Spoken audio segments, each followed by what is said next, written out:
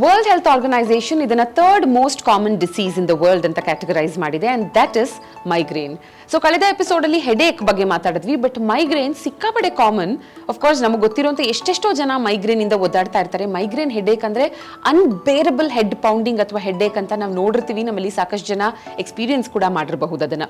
Almost 12% of the world population ಅಲ್ಲಿ migraine ಇದೆ, and 10% of children also have migraine. So doctor, firstly ನನ್ನ question is, migraine ಅಂದ್ರೆ ಏನು and how different is it from headache? Migraine is a type of headache. Okay. ಈಗ ಜ್ವರ ಬಂದ ತಕ್ಷಣ Covid ಅಂತ ಕೇಳ್ದಂಗೆ ಇಲ್ಲ, ಜ್ವರನೇ, ಜ್ವರ ಕೋವಿಡ್ ಇರ್ಬೋದು, ಟೈಫಾಯ್ಡ್ ಇರ್ಬೋದು ಅಂತ ಹೇಳ್ತೀವಲ್ಲ ಹಂಗೆ. ಸೊ ಹೆಡೇಕಿನ ಒಂದು ಕಾರಣ ಅಥವಾ ಕಾಮನೆಸ್ಟ್ ಕಾರಣ ಅಂದರೆ ಮೈಗ್ರೇನ್. ಭಾಳಷ್ಟು ಜನ ಅವರೇ ಬಂದು ಹೇಳ್ತಾರೆ, ಸರ್ ನಂಗೆ ಮೈಗ್ರೇನ್ ಇದೆ ಅಂತ ಹೇಳಿ. ಮೈಗ್ರೇನ್ ಅಂದರೆ ಏನೋ ನಾವು ಕೇಳ್ಬೇಕು ಅವ್ರೆ, ಆಮೇಲೆ ಏನು ತಲೆನೋವಾ ಬೇರೆ ಏನಾರ ಅಂತ. ಯಾಕಂದ್ರೆ ಮೈಗ್ರೇನಲ್ಲಿ ಡಿಫ್ರೆಂಟ್ ವೆರೈಟೀಸ್ಗಳಿದ್ದಾವೆ, ಅದ್ರ ಮೇಲೆ ಹೋಗುತ್ತೆ. ಬೇರೆ ಯಾವುದು ಅಂಡರ್ಲೈನ್ ಕಾಸ್ ಇರಲಾರ್ದೇ ತಲೆನೋವು ಇರುತ್ತೆ, ಅದನ್ನು ಸರ್ಟನ್ ಡ್ಯೂರೇಷನು ಫ್ರೀಕ್ವೆನ್ಸಿಯಲ್ಲಿ ಇರುತ್ತೆ, ಅಂಥದನ್ನ ನಾವು ಮೈಗ್ರೇನ್ ಅಂತ ಕರಿತೇವೆ ನಾವು. ಸೊ ಡೂಸ್ ಅಂಡ್ ಡೋಂಟ್ಸ್ ಗಳನ್ನ ಏನೇನು ಹೇಳ್ತೀರಾ when it comes to migraine?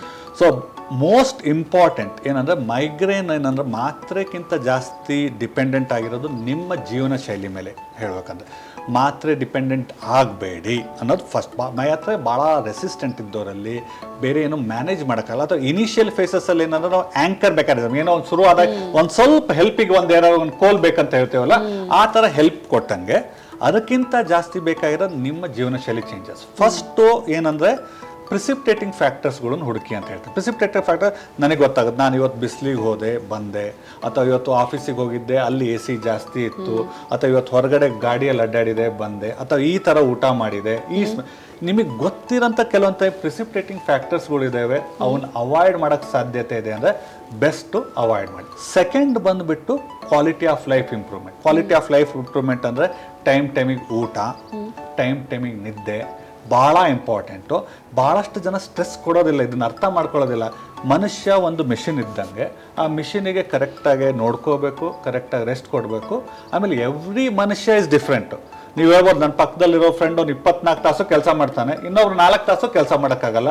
ಕೆಲವರು ಬೆಳಗ್ಗೆಯಿಂದ ರಾತ್ರಿ ತನಕ ಊರೂರು ಅಡ್ಡಾಡ್ತಿರ್ತಾರೆ, ಕೆಲವೊಬ್ರು ಅಡ್ಡಾಡಿದ್ರೆ ಆಗಲ್ಲ, ಕುತ್ಕೊಂಡು ಕೆಲಸ ಎಷ್ಟು ಬೇಕಾದ್ರೂ ಮಾಡಂತಾರೆ, ಅಡ್ಡಾಡೋಕ್ಕಾಗೋದು. So every person is different. We need to understand ನಮ್ಮ ಬಾಡಿ ಹೇಗಿದೆ ಅಂತ ಹೇಳಿ, ಎಷ್ಟು ರೆಸ್ಟ್ ಬೇಕು, ಎಷ್ಟು ನಿದ್ದೆ ಬೇಕು ಕರೆಕ್ಟಾಗಿ ಕೊಟ್ಟರೆ ಅರ್ಧ 90% of headaches will reset. Third stress. ಭಾಳಷ್ಟು ಜನ ಯೋಚನೆ, ಬೆಂಗಳೂರು ಅಂತ ಊರಲ್ಲಂತೂ ಸ್ಟ್ರೆಸ್ ಕಾಮನ್. ಊರಿಂದ ಅಡ್ಡಾಡಬೇಕು, ಇದು ಮಾಡಬೇಕು, ಕೆಲಸ ಇರುತ್ತೆ. ಬೆಳಗ್ಗೆ ಎಲ್ಲರೂ 7-8 ಗಂಟೆಗೆ ಮನೆ ಬಿಡಬೇಕು, ರಾತ್ರಿ 8-9 ಗಂಟೆ ಆಗುತ್ತೆ. ಆಫೀಸಲ್ಲಿ ಕೆಲಸ ಸ್ಟ್ರೆಸ್ಸು, ಬೇರೆ ಕಡೆ ಸ್ಟ್ರೆಸ್ಸು. ಈ ಸ್ಟ್ರೆಸ್ಸು ನಾವೇನಂದರೆ we want to achieve more than what we can do. ಆ ಸ್ಟ್ರೆಸ್ ಲೆವೆಲ್ಸ್ ಕಡಿಮೆ ಮಾಡಿಕೊಂಡ್ರೆ ನಿಮ್ಮ ಕ್ವಾಲಿಟಿ ಆಫ್ ಲೈಫ್ ಸರಿ ಆದರೆ ಆಟೋಮೆಟಿಕ್ಲಿ ಮೈಗ್ರೇನ್ ಹೋಗುತ್ತೆ. ಓಕೆ. ಸೊ ಹೆಣ್ಮಕ್ಳಲ್ಲಿ ಜಾಸ್ತಿ ಕಾಣಿಸ್ಕೊಳ್ಳುತ್ತೆ ಮೈಗ್ರೇನ್. ಜಾಸ್ತಿ ಟೆನ್ಷನ್ ತಗೊಳ್ಳೋದು ಅವರೇ ಅಲ್ವಾ, ಗಂಡ ಮಾತು ಕೇಳೋದಿಲ್ಲ, ಮಕ್ಕಳು ಮಾತು ಕೇಳೋದಿಲ್ಲ ಅಂತ ಹೇಳಿ, ಸೊ ಅಲ್ಲಿಗೆ ಬಂದು ನಿಂತ್ಕೊಳ್ಳುತ್ತೆ ಅದು. Okay. And also it can be hereditary ಅಂತ ಹೇಳ್ಬಹುದಾ? ಯಾಕಂದ್ರೆ ತಂದೆ ತಾಯಿ ಇಬ್ಬರಿಗೂ ಮೈಗ್ರೇನ್ ಇದ್ರೆ ಮಗುವಿಗೆ 50% ಚಾನ್ಸಸ್ ಇರುತ್ತೆ ಮೈಗ್ರೇನ್ ಬರೋದಕ್ಕೆ ಅಂತ. Is it always true doctor? ಹಂಗಂತಲ್ಲ, ಜೆನೆಟಿಕ್ ಫ್ಯಾಕ್ಟರ್ಸ್ಗಳು ಅಂತ ಹೇಳ್ತೇವೆ. ಕ್ಲಿಯರ್ ಕಟ್ ಆಗಿ ಜೀನ್ಸ್ಗಳನ್ನು ಅಸೋಸಿಯೇಟ್ ಮಾಡಿಲ್ಲ ನಾವು. ಹೆಂಗೆ ಕೆಲವೊಂದು ಕಾಯಿಲೆ ಕ್ಲಿಯರ್ ಆಗಿ ಲೈಕ್ ಹಂಟಿಂಗ್ಟನ್ ಡಿಸೀಸ್ ಅಂತ ಒಂದು ಕಾಯಿಲೆ ಇದೆ, ಹೇಳಿದ್ರೆ ಈ ಕಾಯಿಲೆ ಈ ಜೀನ್ ಇತ್ತಂದ್ರೆ ನಿಮಗೆ ಈ ಜೀನ್ ಈ ಕಾಯಿಲೆ ಬಂದೇ ಬರುತ್ತೆ ಅಂತ ಹೇಳ್ತೇವೆ. ಇನ್ನು ಭಾಳಷ್ಟು ಕಾಯಿಲೆಗಳಲ್ಲಿ ಪಾಲಿಜೆನಿಕ್ ರಿಸ್ಕ್ಸ್ ಅಂತ ಹೇಳ್ತೀವಿ. ಪಾಲಿಜೆನಿಕ್ ರಿಸ್ಕ್ ಅಂದ್ರೆ ಒಂದು ಜೀನಿಂದ ಆಗಿರಲ್ಲ. ಫಾರ್ ಎಕ್ಸಾಂಪಲ್ ಸಕ್ಕರೆ ಕಾಯಿಲೆ ಅಂತ ತಿಳ್ಕೊಳ್ಳಿ, ಕೆಲವೊಂದು ಸ್ಪೆಸಿಫಿಕ್ ಪಾರ್ಟ್ ಆಫ್ ಜೆನೆಟಿಕ್ ಭಾಳಷ್ಟು ಜನಕ್ಕೆ ಯಾಕಾಗಿದೆ ಆದರೆ ನಂಗೆ ಗೊತ್ತಿದೆ, ನಮ್ಮ ತಂದೆಗಿದೆ, ನಮ್ಮ ತಾಯಿಗಿದೆ, ನನಗೂ ಬರುತ್ತೆ ಅಂತ ಹೇಳಿ ಅದಕ್ಕೆ ಜೀನ್ಸ್ಗಳು ಹೆಸರು ಕೊಡೋದಿಲ್ಲ ನಾವು. ಯಾಕಂದ್ರೆ ಪಾಲಿಜೆನಿಕ್. ಹೀಗೆ ಮೈಗ್ರೇನ್ ಏನಂದ್ರೆ ನಾವು ಹುಟ್ಟೋ ಟೈಮಲ್ಲಿ ನಮ್ಮ ಜೀನ್ಸ್ಗಳಲ್ಲಿ ಆಗೋ ಚೇಂಜಸ್ಗಳು ಅಥವಾ ನಾವೀಗ ಪಡ್ಕೊಂಡಿರೋಂಥ ಜೀನ್ಸ್ಗಳು ದೇ ಡಿಸೈಡ್. ಅದ್ರ ಜೊತೆಯಲ್ಲಿ ಯಾವುದೇ ಜೀನ್ಸ್ ಆಗಲಿ ಬರೀ ಜೀನಿಂದ ಆಗೋದಿಲ್ಲ, ಅದಕ್ಕೆ ನಾವು ಎಪಿಜೆನೆಟಿಕ್ ಮೆಕ್ಯಾನಿಸಮ್ ಅಂದರೆ ಹೊರಗಡೆ ಎನ್ವೈರ್ನಮೆಂಟಲ್ ಫ್ಯಾಕ್ಟರ್ಸು ಅಷ್ಟೇ ಇಂಪಾರ್ಟೆಂಟು. ಸೊ ತಂದೆ ತಾಯಿ ಇದ್ದರೆ ನಿಮಗೆ ಬರೋ ಚಾನ್ಸಸ್ ಇದೆ, ಆದರೆ ನೀವು ಕ್ವಾಲಿಟಿ ಆಫ್ ಲೈಫ್ ಚೆನ್ನಾಗಿತ್ತು ನಿಮಗೆ ಬರೋದು ಮುಂದಕ್ಕೆ ಹಾಕ್ಬೋದು, ಬರಲಾರ್ದೇ ಇರ್ಬೋದು. ಸಿಮಿಲರ್ ಟು ಹಾರ್ಟ್ ಅಟ್ಯಾಕ್ ಹೇಳ್ತೇವೆ, ನಮ್ಮ ಮನೇಲಿ ಎಲ್ಲರೂ 50-60ಕ್ಕೆ ಹಾರ್ಟ್ ಅಟ್ಯಾಕ್, ಈಗ 30-40ಕ್ಕೆ ಆಗುತ್ತೆ. ಯಾಕೆ? ಸ್ಟ್ರೆಸ್ ಜಾಸ್ತಿ ಮಾಡ್ಕೊಂಡಿರ್ತಾರೆ, ಟ್ರಾವೆಲ್ ಜಾಸ್ತಿ, ಕ್ವಾಲಿಟಿ ಆಫ್ ಲೈಫ್ ಸರಿ ಇರೋದಿಲ್ಲ.